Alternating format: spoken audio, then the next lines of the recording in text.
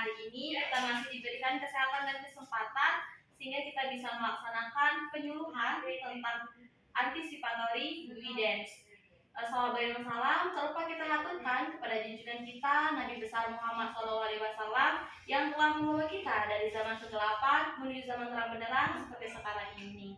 Baiklah ibu-ibu, sebelum acara dimulai, perkenalkan saya Ria Mawarda sebagai MC. Di sini saya akan memandu penyuluhan kita pada hari ini.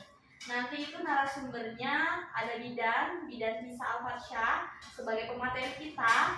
Dia akan menyampaikan materi yang sudah saya jelaskan tadi, anticipatory guidance. Baiklah, langsung saja ya ibu-ibu ya pada narasumber kita Bidan Nisa Alfarsyah. Dipersilakan Ibu Bidan untuk menyampaikan materinya, Bu. Selamat siang ibu-ibu. Siang Bu Bidan. Gimana kabarnya sekarang ibu? Alhamdulillah sehat Bu Bidan. Anaknya kemana bu? Ada di rumah Bidan. Oke ibu, saya langsung aja. Di sini saya akan memberikan penyuluhan tentang antisipator guidance. Ibu-ibu semua udah pada tahu apa itu antisipator guidance? Tahu Bidan. Nah, di sini antisipator guidance adalah yaitu memberikan bimbingan kepada orang tua seperti ibu-ibu semua ini tentang tahapan perkembangan pada anak sehingga orang tua sadar apa yang akan terjadi dan dapat memenuhi kebutuhan anak tersebut pada usia tersebut. Baiklah ibu, untuk materi dari anticipatory guidance, yang pertama saya akan menyampaikan itu tentang sufokasi atau tenggelam. Di sini ibu, saya sarankan untuk simpan semua kantong plastik dari jangkauan anak ibu ya ibu ya. Terus yang kedua, jangan menutup matras dengan plastik. Nah, yang ketiga, gunakan matras keras dan selimut ringan tanpa menggunakan bantal. Selanjutnya itu pastikan box bayi atau box anak ibu untuk mengikuti peraturan dan matrasnya yang pas ya ibu ya. Terus ada posisikan box tersebut jauh dari perabotan lain atau jauh dari radiator lain. Nah, kemudian ada yang terakhir itu hindari tidur di tempat tidur bayi ya. Ibunya jangan tidur di sana ya ibu ya. Nanti jatuh. Nah, di sini bu, ini kan udah saya jelasin nih cara pencegahannya dalam tentang sufokasi atau tenggelam ini. Di sini ada yang ingin ibu tanyakan atau enggak bu? Baik ibu, silakan ibu sampaikan. Izin bertanya Bu Bidan, tadi kenapa ya kantong plastiknya itu harus disimpan? Kantong plastik itu kenapa harus disimpan atau dijauhkan dari anak ibu supaya tidak terpleset bu pada masa-masa anak ibu itu bu masih aktif-aktifnya ya bu walaupun masih kecil itu.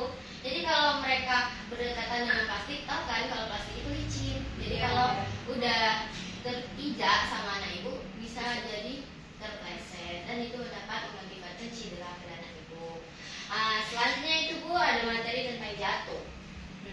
Itu di seluruh tempat ibu di mana ibu meletak anak ibu, tolong ibu pasangkan pagar ya bu yang bertujuan untuk kalau ibu meletaknya di kursi atau di atas ranjang ya ibu atau di kamar itu usahakan dipagar ya bu, soalnya anak-anak seperti itu sering merangkak bu.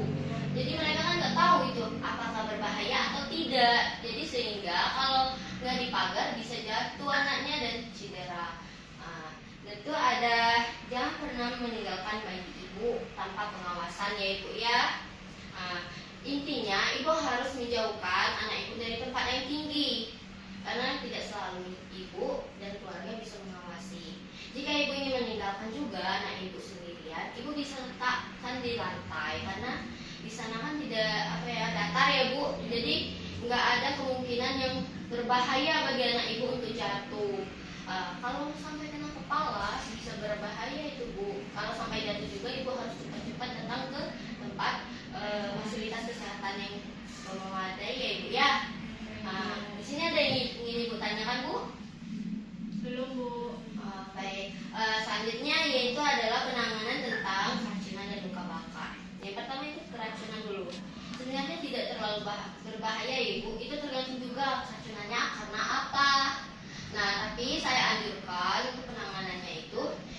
segera bawa anak ibu ke fasilitas dulu ya ibu. Jangan dibawa ke makan dulu bu. Nanti kita tidak tahu anak itu tuh makannya apa. Nah jadi kalau ibu sampai nasi bisa berakibat fatal. Ya kalau tidak. Nah selanjutnya nanti saya akan ajari tentang cara penanganan dininya dulu. Nah jadi ibu tidak harus khawatir. Kemudian itu ada luka bakar. Nah di situ ibu harus pasang alat detektor asap di rumah. Karena jika terjadi kebakaran, ya akibat anak tuh biasanya kan ada lilin tuh bu. Nah anak-anak kan suka megang tuh, masih suka megang kayak gitu. Jadi kalau kepegang ke anak, terus ada di sebelahnya plastik, hordeng atau apa kebakaran, anak kan nggak tahu itu berbahaya atau tidak. Jadi di situ ibu harus menyiapkan setiap rumah ada alat detektor asap, sehingga ibu tahu kalau ibu lagi di dapur, oh ini kebakaran, ibu bisa mencegah anak ibu terkena luka bakarnya. Jika terjadi luka bakar, ibu bisa langsung cepat bu ya ke tempat fasilitas kesehatan supaya lukanya bisa cepat ditangani. Nah, baiklah ibu, ada yang ditanyakan lagi bu? Baiklah ibu, itulah sekilas atau sedikit penjelasan tentang saya tentang anticipatory guidance kepada ibu-ibu semua. Nanti jika ada waktu luang saya bisa lagi memberikan penyuluhan lebih lanjut lagi ya ibu. Jika ibu perlu atau ada yang ditanyakan lebih lanjut pas di rumah, oh ada yang lupa ditanyain, bisa hubungi ke MC-nya atau ke saya ya. Baiklah, saya kembalikan dulu ini kepada moderator dulu ya ibu ya. Terima kasih. Alhamdulillah ya Bu ya, tadi penjelasan dari Ibu Bidannya Nisa Al-Fatsyah. Tadi sangat bermanfaat ya Bu ya. Ada yang pertama itu materi yang telah disampaikan Bidan Nisa tadi bisa bermanfaat bagi Ibu dan bisa diaplikasikan di kehidupan sehari-hari. Tadi juga saya selaku moderator, apabila ada salah kata saya mohon maaf. Kepada Allah saya mohon ampun. Saya akhiri penyuluhan kita pada siang hari ini. Wassalamualaikum warahmatullahi wabarakatuh. Waalaikumsalam warahmatullahi